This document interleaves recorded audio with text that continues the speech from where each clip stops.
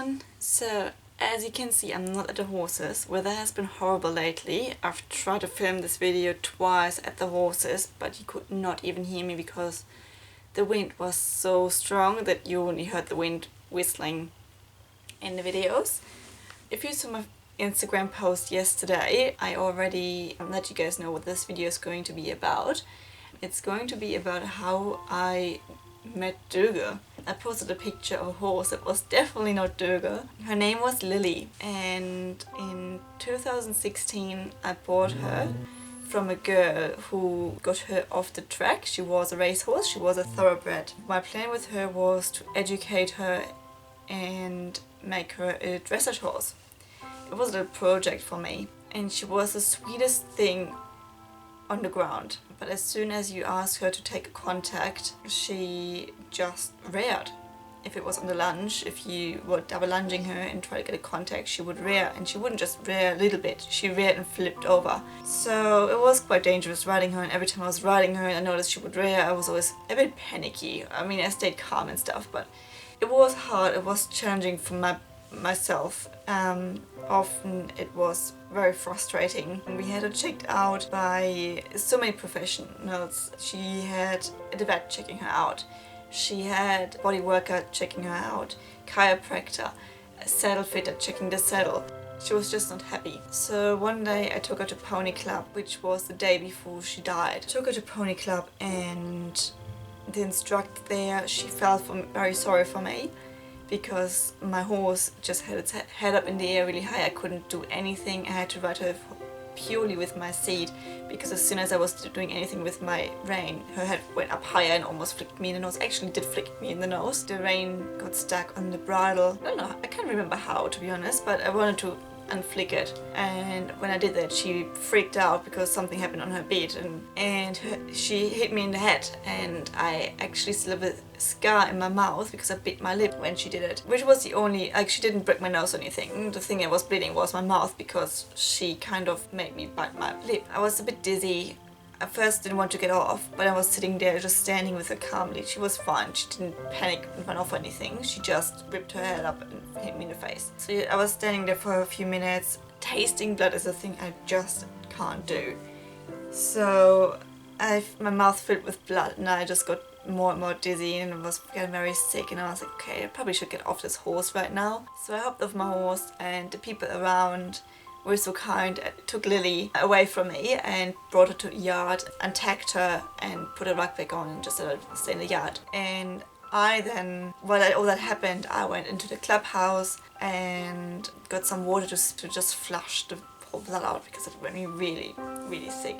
People wanted me to go to the hospital because when you get hit on the head, it's their policy apparently to go to hospital, but I didn't feel like I got hit in the head. It was more in the face and the jaw. So I was pretty sure I didn't have a concussion. I was just feeling dizzy from all this blood in my mouth. Anyway, once the blood was out of my mouth, I was fine. In the end of the day, we drove home, put her back on her paddock, some food, left her there until the next day, until I went back there.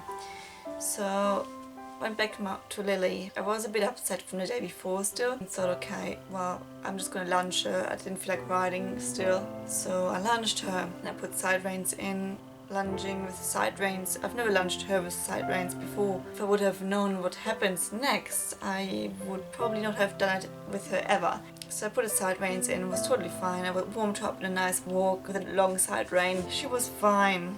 Then I wanted to start trotting her on the long side rein, which was long enough for her to stretch nicely, but short enough so she couldn't rip her head up. She sometimes did. And so I lunged her with the side rein, went for a trot, and she freaked out because she couldn't put her head up and reared and flicked over, and she seemed fine. So I calmed her down, made the side reins a bit longer, as long as I could, and went again for a trot. And I didn't realize she still couldn't put her head high enough, apparently, in her opinion anyway.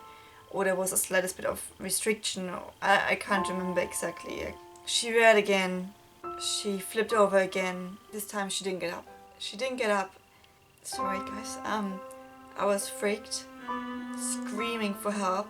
Lucky the owner of the property was nearby, and she yelled to her husband, called a vet right away.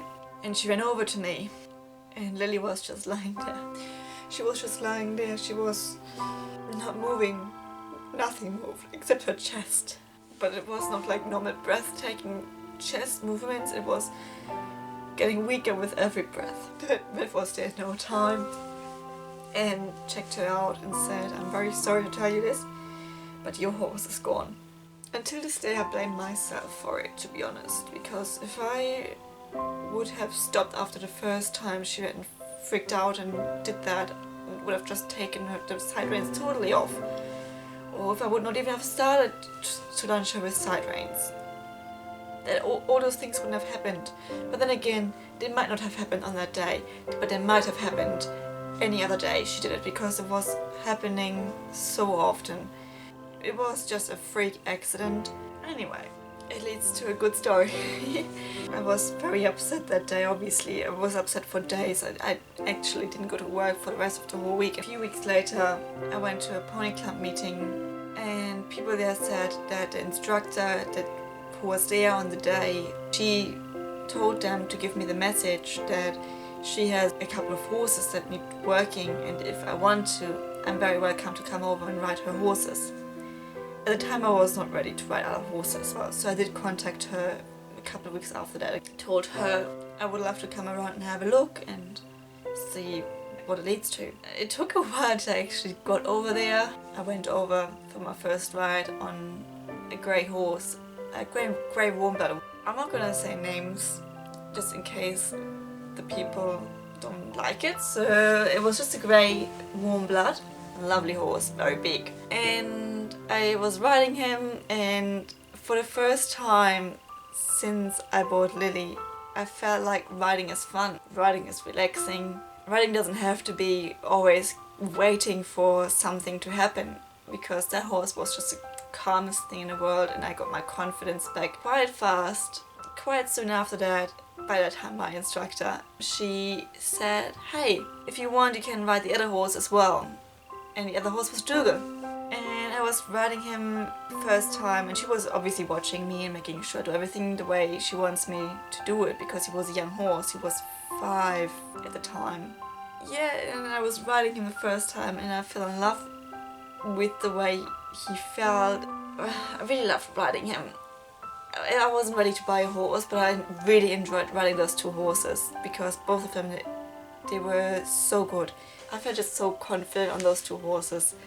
Gained so much just from that. Had lessons on them, and one day my instructor said, "Hey, do you want to come to Pony Club?" I went with her, had a look around, watched the lessons there, and suddenly, I think it was just before we left there, my instructor got a phone call from the girl who was working at her place. She got a call saying, "You need to come home right away. Dougal has a major injury on his bum and on his shoulder." It sounded very horrible, and I was told that message and was told she's sorry, but if it's beyond repair, he will have to be put down. So I felt like the end of the world. First, Lily died. A few months later, after I fell in love with another horse, that one possibly about to be euthanized because of damages beyond repair. We pretty much hurried as fast as we could back, called the vet on the way, arrived. It wasn't as bad as it sounded, to be honest, but it was bad. He had 2 major cuts on his bum and on his shoulder, and they were not looking like normal cuts that you would get on a paddock, except the fact that there was anywhere, blood on any fences, any bushes. There was nothing, and the directions the cuts were, it just did not add up at all. So up to this day we believe that somebody went on the paddock with a knife and cut him. The shoulder one went through 1 muscle, the glute one went through 2 layers of muscle, so quite deep. Vet came out, sedated Dougal, stitched him up. I was holding him the whole time, was there with him, because I was quite upset about that. Not even my horse, but I loved this horse. He was for a few weeks just in the little yard, not allowed to move a lot obviously. Somehow managed to rip out his stitches, but because he's not my horse, I couldn't do much about it. I couldn't call the vet to re-stitch him, and it was already healing quite well, so she just wanted to leave it. Up to this day he has scars, one on his bum, one on his shoulder, edit the video and add a video of just showing those 2 scars he has up to today. So a few months he was out of work, and then I brought him back just walking, leading him down the driveway. Then I was lunging him in a nice walk. Then I started trotting, cantering. Then I was hopping on the first time back. I'm not sure how many rides I had back on him before my instructor came to me and was like, "I'm very sorry, Jenny, but I have to sell Dougal." She never really bonded with Dougal, and from the day I met her, she said he's going to be for sale. So she never intended to keep him. She bred him. When she was riding him, she never really felt that connection to him. So she was right away, that horse is going to be sold one day. So that day came suddenly, and she said, "Sorry, I have to put him on the market." She wanted to take videos of him, and he was suddenly lame. Now it's like, good, that buys me a bit more time to figure out if I want to buy him or if I let him go or what happens. Talked to my partner at the time. He understood how I felt about that horse after what happened with Lilly, and he was quite supportive, but Dougal was a bit out of my price range. In the end we decided I'm gonna buy that horse. So yes, I bought Dougal, I think it was May 2017. We had a wild ride. Luckily no more injuries since then, touch wood, it's not gonna happen again. Yeah, so I bought him. He was awesome taking contact. He was good in being forward for a 5-year-old horse that has just been started with 4. He was pretty good. The only major issue we had originally was the canter. He at the time could only canter the long side of the arena. As soon as they got into the corner and he had to actually collect and turn, and it was just too much for him. He would just stop. So it took him, I think, the whole winter before we actually were able to do a whole arena.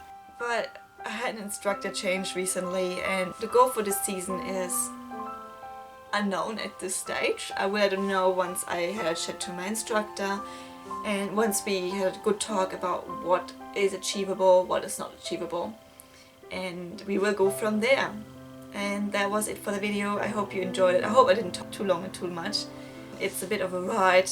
It's been a long time since I've actually thought about Lilly and the accident. It actually makes me realize sometimes bad things have to happen before something good comes out of it. And in this case something awesome came out of it, and I'm very happy about Dougal and what we achieved and how far we came. And if you want to know more about us, stay tuned and subscribe my channel. Hit the notification bell and write into the comments if you have any suggestions for videos, if you want to see anything specific, if you want to know anything. Just hit it all below in the comments, and I will see you soon.